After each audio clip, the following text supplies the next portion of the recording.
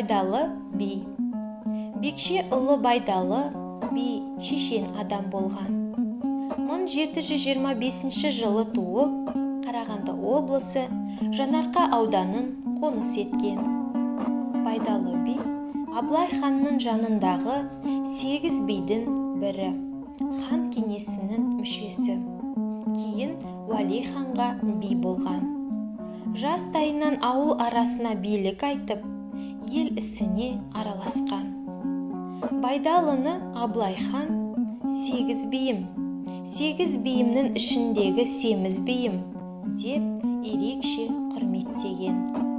Кезінде Байдалы Абылай аспас, сары атанған. Жасынан билер, бектер, хандар төңірегінде көбірек жүріп, солардың аталы, баталы билік сөздерінен өнеге алған. Не бір шиеленіскен, ел дауы, жер дауы, жесір дауы Байдалы алдынан шешімін тауып отырған. Байдалы биден қалған нақыл сөздері мен толғаулары әртүрлі жинақтарда. Қазақ Совет энциклопедиясында жарық көрген. Жазушы Мағзум Тиесов Байдалы би деген кітап жазған.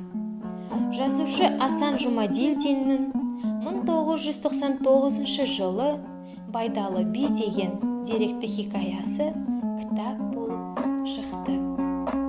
Байдалы би Шідерті өзенінің жағасында биік төбе басына жерленген. Ертіс Қарағанды каналы салынған соң, ол тұсты су басып, тек Байдалы бидің моласы тұрған төбе суға батпай арал болып қалған. Оған тек қайықпен ғана қатынасады.